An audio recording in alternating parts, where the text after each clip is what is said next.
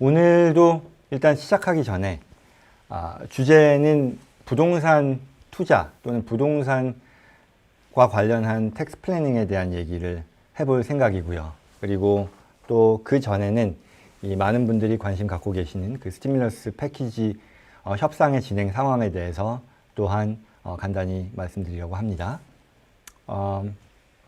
스티뮬러스 패키지 관련해서는 어제였죠. 사실 오늘 오전에 제가 어제 녹화한 영상이 올라갔는데 그 내용은 이 민주당의 펠로시 하원 의장이 백악관과 타협을 하면서 협상을 하면서 이제는 더 기다릴 수 없고 48시간의 어떤 데드라인을 두고 이제 협상을 하자라는 그런 상황이었었거든요. 근데 그와 관련해서 이제 48시간이 끝난 거죠. 끝났는데 어떻게 지금 오늘 전개가 됐느냐 하면 아이린 팡님 스티뮬러스 패키지 대선 전 협상 가능할까요? 이게 지금 제가 말씀드리고 있는 그런 사안인데요. 민주당 쪽에서는 낸시 펠로시 의장은 계속해서 하겠다라는 그런 취지이고 좋은 프로덕티브한 결과를 냈고 오늘도 몇 시간 한 70여 분에 걸친 통화를 했고 내일도 할 것이다 이렇게 얘기를 했어요. 그리고 백악관에서도 계속해서 하겠다라는 그런 입장인데 공화당 쪽에서 이 미치 맥커넬 상원 원내대표죠. 상원 다수당 대표가 안 되겠다. 더 이상 이런 그 기대를 갖지 않겠다라는 거를 발언을 했어요. 오늘 아까 낮에 그와 같은 기사가 나왔어요. 그래서 역시 통과가 되더라도 1.8이건 9이건 또 2.2가 되건 간에 이게 쉽지 않을 것 같다라는 그런 예상이 이어지는 그런 상황이라고 볼 수 있겠죠. 그 다음에는 그러나 그렇죠. 오늘 이와는 별개로 이런 그 상원의 투표가 예정이 되어 있었거든요. 그러니까 PPP, 2차 PPP에 대해서 말하자면 스탠드얼론 비를 상원에서 표결에 붙이고 이걸 통과시키겠다라는 게 계획이었었는데 통과가 안 됐습니다. 결과적으로는 60표가 필요한데 57표가 나왔다고 해요. 그래서 그 중에 민주당의 상원 의원들 중에 4명, 5명 정도가 말하자면 그 찬성표를 던졌다라고 하는데 아무튼 통과에 필요한 투표수는 확보하지 못함으로써 없어졌고 그 다음에 내일은 또 예정에 따르면 지난달 공화당 상원에서 발표했던 그 스키니 빌 대략 한 5천억 불에 달하는 그 스키니 빌을 표결에 붙일 예정이라고 하는데요. 지금의 상황은 이렇습니다. 여전히 가능한 그런 상황보다는 가능하지 않은 쪽에 대한 기대가 사실은 더 많은데 그렇다고 해서 이게 아예 없는 일이 된다. 이건 물론 아니겠고요. 이게 선거를 앞두고 있는 상황이다 보니까 각 당이 유불리를 따지면서 그 이후에 하는 게 더 유리할지 또는 그 이전에 하는 게 유리할지 또 이전에 할 경우에 대비 이후에 하게 되면 어떤 플러스 마이너스가 있을지 이런 것들을 다 따지고 있는 그런 상황인 것 같아요. 그래서 대통령의 입장에서는 현직 인컴번트 프레지던트로서 누구보다도 지금 선거 이전에 통과시키고자 하는 그런 욕심 내지는 그런 의욕이 강한 상황이고요. 민주당 쪽에서는 말하자면 협상에 관한 한 유리한 입장이긴 하죠. 본인들이 서두를 그런 상황은 아니라고 보고 있는 거고 선거 관점에서도 그렇고 또 선거가 지금 대통령 선거도 물론 여론조사나 이런 것들이 지난 2016년 상황을 봤을 때 그대로 가는 거는 아니라는 그런 또 예상도 있지만 여러 가지 대통령 선거뿐만 아니라 상하원에 지금 그 예정된 선거 결과를 예상했을 때 상원 하원을 다수당 지위를 확보할 가능성도 꽤 있다라는 것 같습니다. 그런 걸 감안하면 선거 이전에 이렇게 협상을 통해서 양보하는 것보다 선거 이후에 그들의 입장에서는 바라건대 대통령도 바이든 후보가 되고 또 상하원을 다 장악을 하게 되면 그들이 원하는 어떤 더 큰 규모의 스티뮬러스 패키지를 통과할 수도 있지 않겠냐는 그런 기대를 하는 거겠죠. 그래서 그게 지금의 상황입니다. 반면 마지막으로 공화당은 물론 대통령의 그 재선에 힘을 실린다라는 그런 관점도 있지만 첫째는 본인들의 그 선거 또 코앞에 두고 있기 때문에 그들이 지향하는 어떤 공화당 컨서버티브로서의 그 가치와 얼마나 부합하는지, 또는 그건 지금 제가 거창하게 표현한 거지만 그게 본인들 자신들의 선거에 또한 어떤 영향을 미칠지 유불리를 따지는 그런 상황이다 보니까 백악관만큼 적극적일 수는 없는 그런 상황으로 볼 수 있겠다라고 하겠죠. 예, 이상이 스티뮬러스 패키지에 대한 내용이었었고요. 그럼 오늘 주된 그 주제로서 뭐 스티뮬러스 패키지 관련해서 또 말씀하실 내용이 있으면 알려주셔도 좋습니다. 그러면 제가 댓글 보면서 말씀드리도록 할게요. 오늘은 이제 다시 라이브 방송, 위클리 라이브 방송을 시작하고 나서 세 번째인데 지난 두 주보다는 더 여유가 있는 것 같습니다. 뭐 댓글도 계속 보면서 말씀드리고 있는데요. 자, 그럼 오늘의 주제는 이 부동산 투자와 관련한 텍스 플래닝 또는 텍스 규정에 대한 내용입니다. 제가 주식 투자, 우리가 보통 뭐 투자 활동이라고 했을 때는 주식에 대한 투자도 있을 것이고 그리고 이제 또 부동산에 대한 투자가 많은 분들이 관심을 갖는 그런 사안일 텐데요. 주식 관련된 투자는 주식 투자 관련해서는 제가 별도 영상으로 올린 상황이고요. 또 그에 대한 내용을 라이브 방송에서 다루려고 했는데 의외로 또 부동산 쪽에 대해서 더 많은 관심들을 보이시는 것 같아서 영상도 별도로 준비를 하고 있고요. 그리고 그 영상도 조만간 이제 올라갈 겁니다만 거기서 다뤄지는 내용들, 또 오늘은 이런 질문해 주시는 그런 내용들 토대로 한번 그 라이브 방송 해보려고 합니다. 부동산에 대한 투자라고 하면 이게 두 가지로 나뉠 수 있을 것 같아요. 내가 사는 집에 대한, 거주지에 대한 투자가 있겠고요. 이건 뭐 사실 투자라기보다는 내 프린시플 레지던스를 구입하는 거죠. 내가 살 집을 사는 거죠. 그게 있겠고, 그리고 말 그대로 인베스트먼트 프로퍼티로서 이 렌탈 인컴을 내는 거죠. 임대 소득을 내는 그런 목적으로 또한 그 투자 대상이 되는 부동산의 가치가 올라가는 것 또한 기대하겠죠. 아무튼 크게 봐서 두 가지인 거죠. 내가 거주하는 그 거주지에 대한 매매, 그리고 거주 기간 또는 매각까지가 있을 수 있겠고, 그리고 또 두 번째는 투자 자산에 대한 매매, 투자 자산의 투자 대상 부동산에 대한 텍스 플래닝이라는 것도 볼 수 있을 겁니다. 하늘을 넘어 님 반갑습니다. 호박 정말 귀여워요. 예, 저도 지금 사실 아까 세팅 세팅해 주는데 유심히 안 봤는데 제 이름이 저기 있었네요. 네, 귀엽네요. 네, 감사합니다. 그래서 두 가지가 있어요. 김준기님 안녕하십니까? 네, 현재 거주하는 주도 부동산 가지고 시장이 극심하게 쏠려 있나요? 이게 어떤 말씀이신지 좀 이해가 안 되는데요. 이게 뭐 어떤 뭐 창고냐, 커머셜이냐, 오피스냐, 뭐 이런 레지덴셜이냐 이거에 따라서 시장이 뭐 세분화되어 있느냐 뭐 이 말씀이신가요? 이해가 좀 잘 안 됐습니다만 예, 더 물어봐 주시면 좋을 것 같고요. 그래서 오늘은 일단 첫 번째로 시간이 얼마나 될지 모르겠지만 그 내 집과 관련해서 내 사는 집과 관련해서 우리가 생각해 볼 수 있는 텍스 플래닝에 대해서 우선적으로 말씀을 드려보려고 해요. 리얼 히읗님 혹시 EIDL 론도 탕감 가능한가요? EIDL 론은 탕감 대상이 되는 론은 아니고요. EIDL 오늘의 주제와는 다릅니다만 EIDL은 그랜트를 받았을 때 그게 반환하지 않아도 되는 그런 성격인 거고 론은 탕감 가능한 게 아닙니다. 예, 그래서 내 거주지를 놓고 보면 이거 역시도 크게 봐서 세 단계로 나눌 수 있을 거예요. 내가 집을 구입할 때 고려해야 될 그런 텍스 플래닝 관점에서의 고려사항이 있을 것이고, 그리고 내가 거주하는 기간 동안에 고려해야 되는 어떤 텍스 플래닝의 상황, 사안이 있을 거라고 생각합니다. 그래서 취득할 때에 우리가 고려해야 되는 것으로 사람들이 쉽게 간과하는 그런 사안들이 있는데요. 그건 뭐냐면 우리가 그 부동산을 매매할 때에는 이 에스크로가 열리죠. 에스크로가 열리면 거기에 뭐 이런저런 비용들이 다 들어갑니다.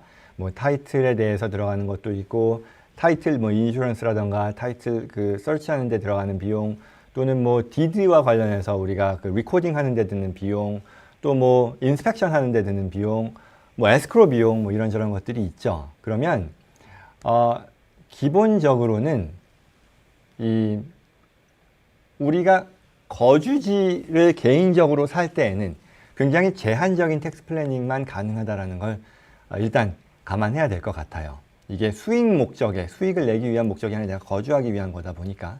그래서 우리의, 제가 지금 샛길로 빠집니다만 좀 한번 스텝백 해가지고 중요한 사안에 대한 걸 먼저 말씀드리면, 우리의 텍스 플래닝이라고 하는 것은 거주지에 관해서는 내가 같은 돈을 주고 사지만 비싸게 사서, 아니죠. 그렇죠. 비싸게 산 걸로 간주할 수 있으면 좋겠다라는 거죠. 이게 무슨 얘기냐면, 내가 집을 50만 불 주고 샀어요. 50만 불의 매매가가 있겠죠. 근데 실제 내가 나중에 그 집을 팔게 되면 뭐 70만 불에 팔았다라고 하죠. 70만 불에 팔았으면 사실은 내가 쉽게 생각하는 건 20만 불을 돈을 번 거잖아요. 그럼 20만 불을 벌었을 때 그거에 대해서 세금을 내겠죠. 근데 20만 불에 대해서 부동산 세금을 내는 게 아니라, 내가 만약에 50만 불을 주고 샀지만 사실은 50만 불만 든 게 아니잖아요. 방금 말씀드린 것처럼 에스크로우가 열리면서 거기서 내가 부담해야 되는 각종 이런저런 비용들이 있을 거예요. 그 중에는 두 가지로 나뉘는데, 내 코스트에 넣을 수 있는 비용이 있고 넣을 수 없는 비용이 있습니다. 그래서 넣을 수 있는 비용, 일단 첫 번째로 우리가 고려해야 될 것은 넣을 수 있는 비용을 최대화하는 게 좋겠다라는 거죠. 예를 들어 거기에 들어가는 비용이 A, B, C, D, E가 있는데, A, B, C가 넣을 수 있는 비용이고 E가 뭔가 아리까리하고 F, A, B, C, D가 넣을 수 있을지 없을지가 다소 헷갈리고, 만약에 E라는 그 비용에 대해서는 넣을 수 없다라고 하면, 일단 A, B, C가 우리가 매수가였던 50만 불에 추가되게 될 것이고요. 그리고 D에 대해서는 우리는 최대한 세법이 얘기하는 이 매수가에 포함할 수 있는 그 근거에 맞도록 우리가 컨트롤을 해서 그걸 추가할 수 있어야겠다. 그럼으로써 나중에 같은 돈 70만 불에 팔잖아요. 그렇지만 내 원가를 50만 불이 아니라 그와 같은 비용들을 다 원가에 추가해서 55만 불로 만들 수 있다면, 실제 내 과세 대상 소득은 20만 불이 아니라 15만 불로 할 수 있겠죠. 그럼으로써 내가 최종적으로 내게 되는 양도 차익에 대한 양도세를 덜 낼 수 있는 그런 플래닝이 될 수 있다라는 그 말씀을 드리는 거죠. 그러면 이제 남는 거는 non-deductible인 그런, 아까 말씀드린 뭐 E에 해당이 되는 그런 것들인데요. 이거는 어떤 식으로 또 플래닝을 할 수 있느냐 하면, 저는 지금 현재 바이어의 입장이죠. 그랬을 때 파는 사람으로 하여금 그 비용을 부담하게 할 수 있어요. 그리고 그만큼 내가 사는 값을 올려줄 수 있어요. 이게 무슨 말일까요? 예를 들어 원래 내가 70만 불에 이걸, 아니죠. 내가 지금 사는 입장이니까 50만 불이죠. 50만 불에 사잖아요. 그럼 50만 불에 파는 상대방이 있을 텐데, 내가 지금 사면서 들어가는 비용 중에 그 원가에 포함할 수 없는 그런 성격의 비용들이 있다고 하면, 그걸 셀러로 하여금 대신 부담하게 하고, 내가 그럼 매수가에 그걸 더 얹어줄게요 라고 한다고 할 수 있는 거죠. 그렇게 되면 50만 불에 내가 사는 게 아니라 그 비용이 뭐 2만 불이라고 쳐요. 그럼 나는 52만 불에 살게. 그러면 셀러 입장에서는요, 적어도 셀링 코스트로는 디덕트를 할 수 있거든요. 그러니까 셀러 입장에서는 손해보는 게 하나도 없어요. 그러니까 협조를 안 해줄 이유가 없어요. 결과적으로는 IRS만 세금을 과세하지 못하는 그런 상황이 된다라고 할 수 있는 거죠. 지극히 합법적이면서요. 결국은 내가 어떤 부동산을, 내 거주지 목적의 부동산을 사는 데 있어서는 방금 말씀드린 것처럼 원가를 최대화하려는 그런 노력을 해야 되고, 원가화 할 수 없는 그런 비용에 대해서는 셀러로 하여금 부담하도록 하고, 그걸 내 원가, 내 매수가에 추가해 주는 것을 제한하면 셀러 입장에서는 그걸 마다할 이유는 없기 때문에, 물론 이게 뭐 잘 이해가 안 되는 상황에서는 이게 뭐 현실적으로 쉽게 안 될 수도 있을 겁니다. 그러나 충분히 잘 설득하면 합법적으로 진행할 수 있는 그런 플래닝 아이디어다라는 것을 말씀드립니다. 이 내용이었고요. 그 사이에 김준기님, 거래 형태로요. 이건 뭐라 말씀드려야 예시해야 할지 어렵다. 처럼 부동산 무슨 말인지 모르겠는데요. 그러니까 예금 저축 보험이 부동산보다 더 많이 부동산이 예금 저축 보험보다 더 투자 대상 자산으로서 더 뭐 사랑받냐, 더 각광받냐, 뭐 이 말씀이신가요? 그건 제가 뭐 예금은 물론 아니겠죠. 뭐 금리가 뭐 얼마나 되겠습니까? 그거에 비하면 부동산일 텐데 보험은 글쎄요. 좀 성격이 다른 것 같습니다. 보험이라고 하는 것은 말 그대로 보험성 플러스 보험, 말 그대로 보험으로서의 의미죠. 내가 갑자기 불상사가 발생했을 때 목돈을 남는 사람들에게 제공할 수 있는 그런 효용이 있는 거고, 또 내가 캐시플로우를 매년 일으키는 그런 성격은 아니잖아요. 나중에 리타이어한 이후에 또는 내 사후에 하는 거다 보니까 관점이 좀 다른 것 같습니다. 예, 그래서 우리가 매수 단계에서 이해할 수 있는 그런, 좀 고려할 수 있는 그런 주거지에 대한 텍스 플래닝을 말씀을 드렸고요. 그리고 두 번째로는 거주하는 상황에서는요, 크게 뭐 두 가지, 세 가지가 있습니다. 두 가지는 여러분들이 많이 아시는 걸 텐데요. 모기지 인트레스트죠. 내가 집을 살 때 은행으로부터 돈을 빌리게 되면 그거는 내 소득세 신고, 개인 소득세 신고할 때 디덕트를 할 수 있다는 거. 그리고 그 조건이 최근 2018년도부터죠. 바뀌었습니다. 이 내용이 어떤 식으로 바뀌었냐면 이제는 내가 집에 대해서 집을 담보로 모기지를 받는데 그 모기지의 사용처가 집을 사거나 집을 만들거나 집을 건축하거나 또는 집을 현저히 개선하는 데 쓰는 비용일 경우에 모기지 인트레스트로서 디덕션이 가능하고요. 그 금액은 최대 75만 불의 론에 해당되는 이자 비용까지를 디덕트하게 해준다. 75만 불까지의 이자가 아니고요. 75만 불까지 받는 론에서 나오는 이자에 대해 디덕션이 가능하다라는 게 그게 룰이죠. 그리고 두 번째로는 또 프로퍼티 텍스가 있죠. 모기지 이자 얘기하기 전에 넘어가기 전에 이제 말씀을 해주시는 것이 모기지 이자 중에는 예전에는 뭐 라인 오브 크레딧이라 그래서 내가 살 때 드린 그 금액뿐만 아니라 발생시킨 모기지뿐만 아니라 내 에쿼티라고 하죠. 내 그 집을 담보로 추가 융자를 받을 때도 뭐 10만 불까지에 대해서는 모기지 인트레스트로 인정받는다 이런 게 있었는데요. 그거는 없어졌습니다. 앞서 방금 말씀드린 것처럼 내 집을 사거나 집을 건축하거나 또는 집의 어떤 가치를 현저히 높이는 그런 데 쓰는 비용으로 집 담보로 받는, 그리고 그 집이라는 것은 내 프린시플 레지던스하고 세컨 홈까지 포함이 된다라고 볼 수 있습니다. 질문은 부동산 마이크 킴님, 안녕하세요. 2022년에 부동산 버블 터진다고 하던데요. 이건 뭐 제가 부동산 투자 내지는 이런 쪽에 대한 전문가로서 이 시간을 말씀드리는 건 아니니까요. 그 다음으로 넘어가겠습니다. 그리고 이제 부동산 소유했을 때 우리가 부담하는 세금들 있죠. 그런 것, 세금, 부동산 재산세죠. 이것도 역시 우리 개인소득세에서 디덕트 할 수 있는 그 항목으로서 10,000불까지 인정을 받게 된다는 거. 그게 또 룰이고요. 그리고 또 이런 게 있습니다. 내가 거주하는 기간 동안에 수리비 같은 게 발생하죠. 세법이 얘기하는 것은요. 내가 리페어하고 메인테인 하는 데 들어가는 비용은 공제되지 않습니다. 그런데 앞서 제가 모기지 할 때 잠깐 말씀드린 것처럼 집값을 올려주는, 집의 가치를 올려주는데 지출하는 그 비용, improvement라고 하는데요. 그 비용은 집의 원가를 올리는데 인정을 해주고요. 뒤이어 나아가서 나중에 매각할 때 결국 그만큼 나는 택서블 인컴을 줄이는 데 쓸 수 있기 때문에 효과를 볼 수 있다라고 할 수 있겠죠. 따라서 우리가 예를 들어 뭐 문을 고쳐요. 고치는 건 안 되겠지만 문을 바꾸는 건 이 improvement cost로서 인정을 받는다라는 거고요.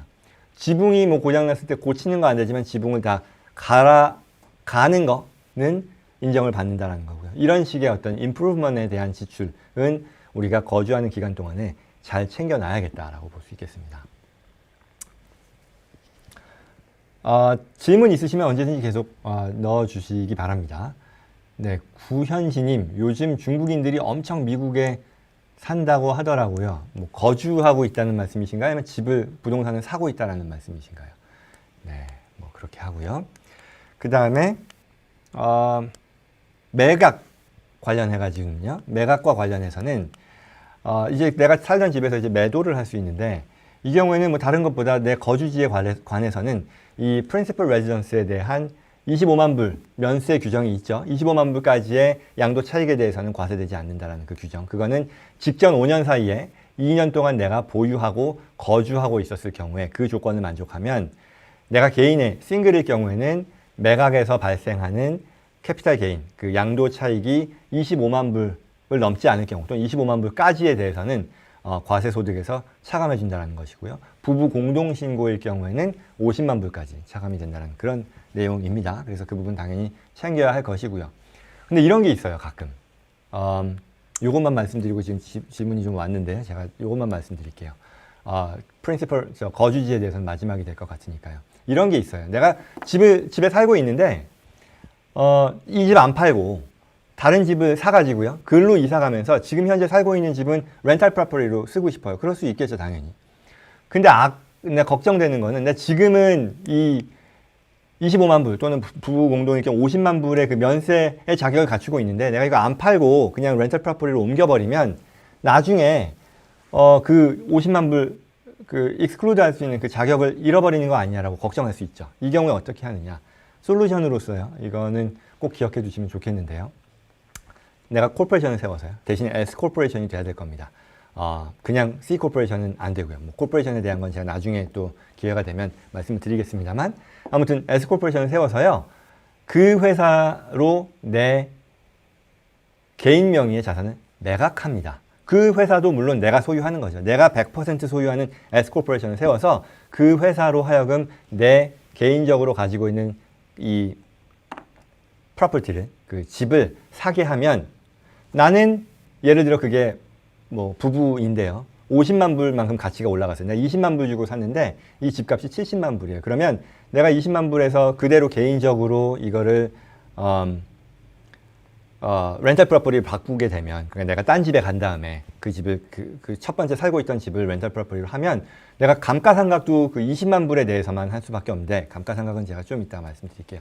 그런데 이걸 내가 소유한 코퍼레이션으로 매각을 함으로써 실제 나는 70만 불에 매각한 것처럼 할 수 있고요. 그리고 내가 벌어들인 양도 차익은 내가 프린시플 레지던스에 대해 50만 불까지 세금 안 내도 되니까요. 그 혜택 충분히 누릴 수 있고요. 그럼 내가 소유한 이 S 코퍼레이션은 렌탈 프로퍼티로 이제 쓰게 되겠죠. 그때 70만 불을 주고 산 게 돼서 내 입장에서 보면 결국 50만 불에 대해 세금도 안 내고 또 앞으로는 내가 이걸 렌탈 프로퍼티로 쓰면서 감가상각을 하는 데 있어서도 20만 불이 아니라 70만 불을 가지고 할 수 있으니까 뭐 일석이조의 큰 혜택을 누릴 수 있을 거다라는 것. 제가 그냥 말씀드리는 거기 때문에 흘려 들으실 수도 있겠으나 그러지 않으셨으면 좋겠습니다. 오케이. 여기까지가 지금 개인과 관련해서 제가 쉽게 생각할 수 있는 그런 것들에 대한 얘기였어요. 텍스 플래닝으로서. 자, 말씀해 주신 질문 한번 보겠습니다. 어디 보자. 밑에서부터 올라가면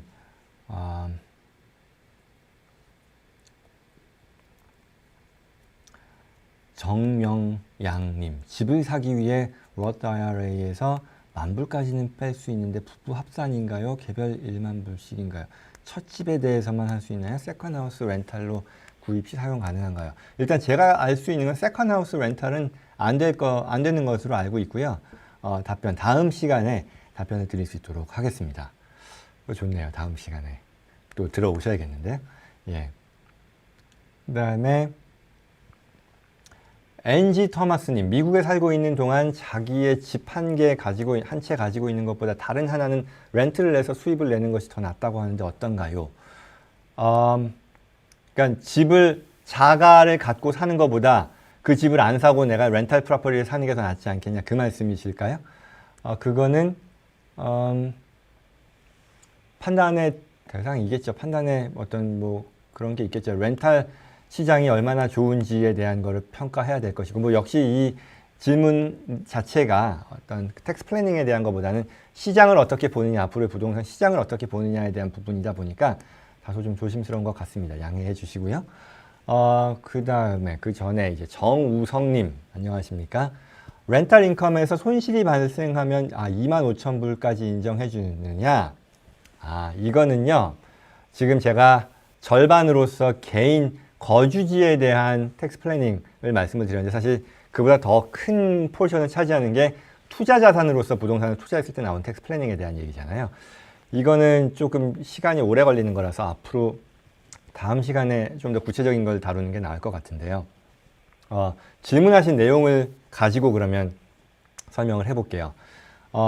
정우성님께서 지금 물어보신 렌탈 인컴에서 손실이 발생하면 25,000불까지 애뉴얼로 할 수 있냐라는 그 질문은 이걸 거예요. 내가 렌탈 프로퍼티에 대한 투자를 했어요. 근데 뭐 논의를 단순화하기 위해서 그냥 하나만 투자했다라고 하죠. 그러면 거기서 받는 렌탈 인컴이 있을 거고 거기에 대한 뭐 관리비도 있겠죠. 뭐 프로퍼티 텍스도 낼 것이고 뭐 모기지가 있으면 모기지도 낼 것이고 관리 비용이 당연히 들어갈 거잖아요. 그랬을 때 원래 기본 규정은요.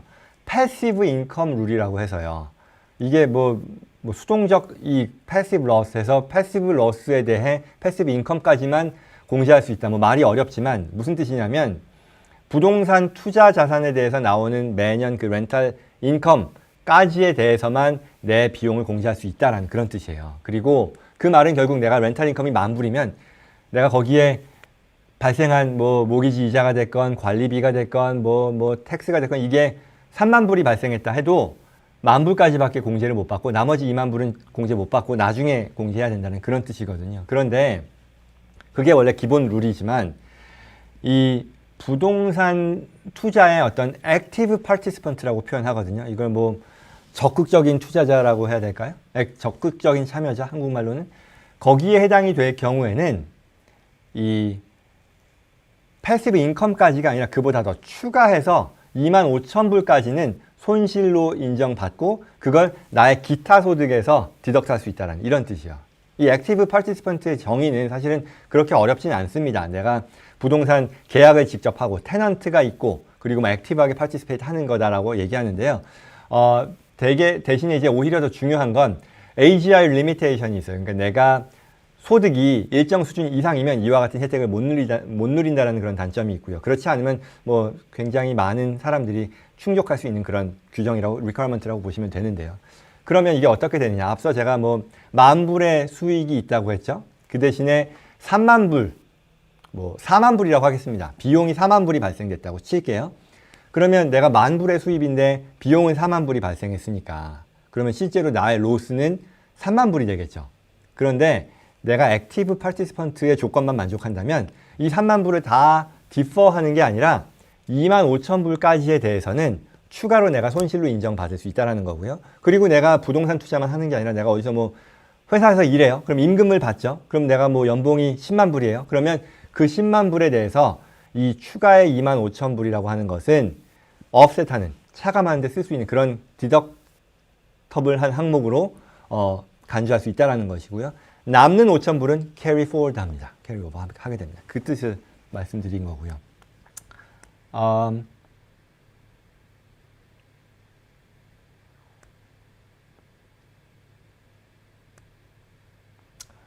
그 다음에 지금 혹시 관련된 뭐가 있을까 했는데요. 뭐 이 말이 나온 김에 이 액티브 파티시펀트 말고 또 하나 이 부동산 투자를 많이 하시는 분들의 경우라면 real estate professional, 그러니까 부동산 전문 투자자, 부동산 뭐 프로페셔널이라고 할 텐데요. 뭐 에이전트가 됐건 브로커가 됐건 이런 라이센스를 가지고 이걸 내 전문 업으로서 할 경우에는 이와 같은 패시브 러스의 그 룰도 넘어설 수 있다.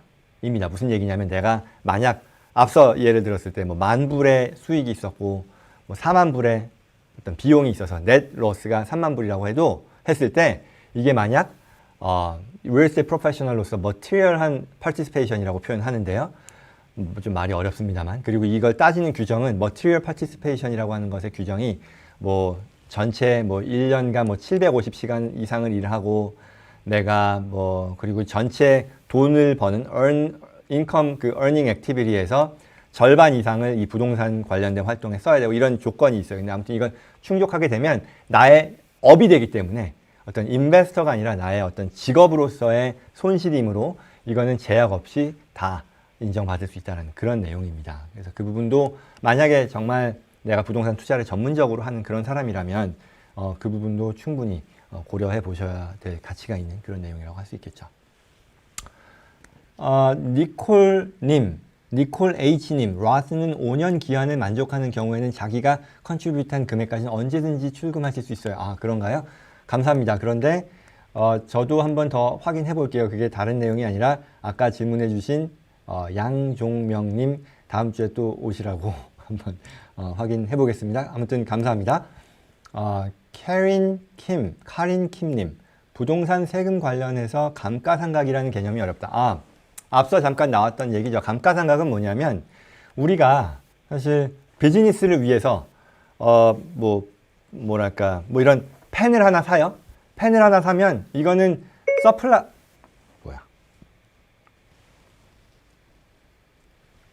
펜을 하나 사면 이거는 사무용품이죠. 그럼 우린 비용 처리를 할 거예요. 근데 만약에 내가 값비싼 기계 장치를 샀어요. 그럼 이것도 당연히 내가 돈을 벌기 위해, 수익 활동을 위해 쓰는 거기 때문에 비용이긴 하겠죠. 근데 이거를 바로 비용 처리할 수 있을까? 그렇진 않죠. 뭐냐면 내용 연수라고 하는데요. 얼마 정도까지 쓸 수 있는지에 대해서 세법이 규정을 하고요. 그거에 맞게 매년 감가가 된다라고 하고 그 금액만큼을 비용으로 인식하게 됩니다. 부동산의 경우는요. 내가 이거를 투자 자산으로 샀다라고 하면 이게 레지덴셜 프로퍼티냐 아니면 커머셜 프로퍼티냐에 따라서 내용 연수 그게 27.5년 그리고 또 27년 그다음에 39년, 27.5년, 그다음에 39년 이렇게 나뉘는데 어쨌거나 그 내용 연수 동안 내 매수가액에 그걸 이제 또 땅과 건물값으로 나누겠으나 그 건물값에 해당되는 금액을 그 내용 연수 동안에 정액으로 나누어서 비용 처리해 줍니다. 그게 감가상각이라는 개념입니다. 그래서 내가 예를 들어서 레지덴셜 프로퍼티를 샀어요. 그러면 그걸 가지고 내가 세를 주겠죠. 렌트를 주죠. 그러면 거기에 해당되는 비용이라고 했을 때에는 내가 지급하는 세금도 있을 것이고요. 모기지도 있을 것이고요. 이런저런 관리 비용이 있을 텐데 거기에 추가로 거기 그 렌탈 프로퍼티를 사는데 들어간 비용을 예를 들어 100이라고 하고 거기 그 100 중에 80만큼이 건물값에 해당이 된다고 하면 그 건물을 내용 연수만큼 나누어서 그 금액만큼을 감가상각비라고 해서 그 해의 비용으로 세금을 줄이는 데 쓸 수 있게 됩니다. 그게 감가상각입니다. 그 다음에 임현진님 임현진님 텍사스에서 집을 구매하려 하는데 셀러가 풀 캐시를 원합니다. 세금 공제가 해당되는 모기지 인트레스트에 대한 부분이라고 들어서 혹시 현금을 다 내고 집을 사는 것은 손해인가요? 그리고 텍사스는 프로퍼티 텍스가 굉장히 비싼데 텍스에 대한 부분도 세금 공제가 되는지 궁금합니다. 네, 이게 우선 집이라고 하셨으니까 거주지를 말씀하시는 거겠죠. 앞서 이제 구매 단계에서 또 고려해야 되는 것 그리고 또 내가 거주하는 기간 동안에 고려해야 되는 것들로 설명을 드렸어요. 그러면서 했던 것이 세금 공제, 그러니까 거주하는 기간 동안에 우리가 세금을 줄이는데 활용할 수 있는 그런 항목으로서 크게 봐서 두 가지가 있다고 했죠. 뭐냐? 모기지 인트레스트 75만 불 아까 앞서 말씀드렸습니다. 그래서 혹시 임현진님께서 앞선 내용을 보지 않으셨다면 그 내용은 라이브 영상 나중에 포스트된 거 돌아가서 한번 보시면 좋을 것 같습니다. 그래서 모기지 이자는 75만 불까지의 론에 대해서 발생하는 이자가 개인소득세 신고에서 이 소득을 줄이는 데 쓸 수 있다. 아이테마이즈 디덕션이라고 하니까요. 그걸 활용하게 될 경우에는. 그리고 또한 재산세, 부동산에 지급하는 재산세의 경우도 아이테마이즈 항목으로서 디덕션을 할 수 있다. 그 대신에 그 금액의 제한은 연간 10,000불이다 라고 말씀을 드렸습니다. 그래서 아마 셀러가 풀캐시를 원한다고 했을 때는 모기지가 없이 내가 100만 불이면 100만 불을 다 내가 내 돈 내고 산다는 거죠. 모기지가 없는 거죠. 그렇기 때문에 방금 말씀드린 모기지 이자라는 게 발생하지 않을 것이고요. 그에 대해 당연히 내가 매년 벌어들이는 소득으로부터 아이테마이즈 디덕션을 한다고 하면 모기지 이자가 있었을 때에는 그 이자 비용만큼을 내 소득을 줄이는 데 쓸 수 있었을 텐데 못 쓴다라는 면에서는 지금 이해하시는 게 맞겠습니다만 그러나 어쨌거나 이건 이자 비용이잖아요. 그러니까 이자 비용을 내가 내고 그 대신에 세금 공제를 받는 거니까 뭐가 좋으냐? 사실 이자 비용이 더 높죠.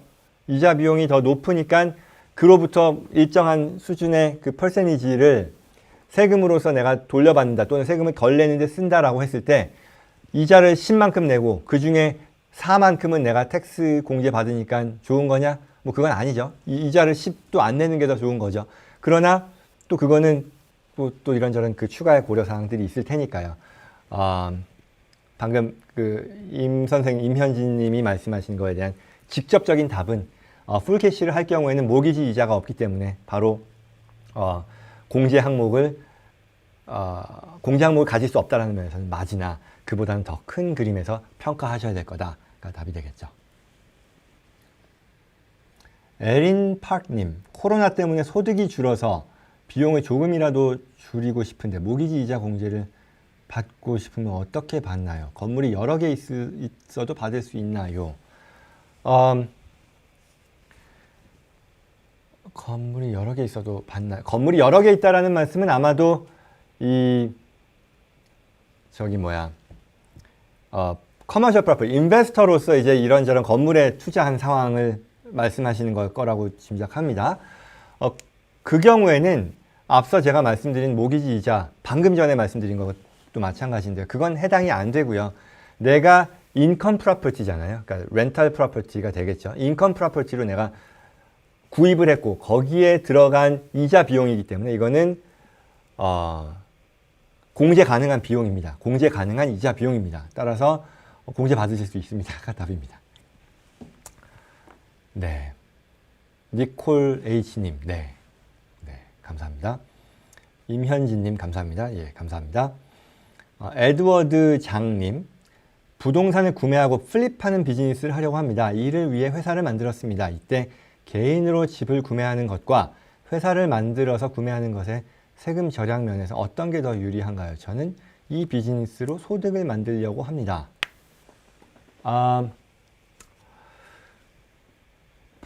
투자에 대한 얘기를 하면서 이제 더 다음 시간에 이 인컴 프로퍼티에 대한 투자를 했을 경우에 어떤 식의 텍스 플래닝이 가능한지에 대해서 좀 체계적으로 설명을 드릴게요. 물론 제 생각에는 라이브 영상 다음 주 하기 전에 아마 저희 컨텐츠 영상으로 미리 먼저 준비가 마무리돼서 올라가지 않을까 싶은데요. 아무튼 다음 주에 다뤄볼게요. 그런데 거기서도 나오는 내용 중에 하나거든요. 우선 이 투자 자산으로서 이 부동산에 투자를 할 때 법인으로 사는 게 낫느냐 또는 법인으로 투자하는 게 낫느냐 개인으로 투자하는 게 낫느냐라고 했을 때 이거는 어떤 세법, 그러니까 텍스 오리엔티드 된 결정은 아니에요. 그보다는 법적인 면에서 리걸 라이빌리티 그런 면에서 어떤 게 더 유리한가를 평가하는 게 더 크다라고 보시면 될 거예요. 그리고 물론 세금만 놓고 보면 세법만 놓고 보면 우리가 지금 그 에드워드 장님 물어보신 게 이제 회사를 만들어서 구매하는 게 어떤 의미냐라고 하면 이 회사는 여러 종류가 있죠. 뭐 코퍼레이션도 있을 수 있고 코퍼레이션에서는 뭐 기본적으로는 C 코퍼레이션인데 여기서 만약에 S 일렉션을 하면 S 코퍼레이션이 되죠. 그러면 pass through entity라고 해서 내가 세금 2번 내야 되는데 세금 2번 안 내야 되는 그런 장점이 있는 거고요. 뭐 LLC로 주로 이제 많이들 하는데 LLC의 경우는 애초부터 이제 pass through entity니까 세금은 한 번밖에 안 내는 거지만 그럼에도 불구하고 세금만 부동산 투자에서 나오는 어떤 캐피탈 게인이라 그러니까 나중에 양도 차익에 대해서 내는 세금이라던가 아니면 내가 렌트를 주면서 벌어들이는 매년 그 소득이라던가 이런 면에 있어서 법인이 더 유리할 건 딱히 없어요. 그 자체로서 벌어들인 소득에 대해서는. 그러나 그보다는 법적인 면에서의 프로텍션을 감안해서 더 유리하다라는 그런 부분들을 들 수 있는 것이고요. 그리고 또한 최대한 우리가 유리하게 스트럭처링을 할 경우에는 개인으로서 소유하는 거에 비해 세금 면에서도 거의 불리하지 않도록 할 수 있다.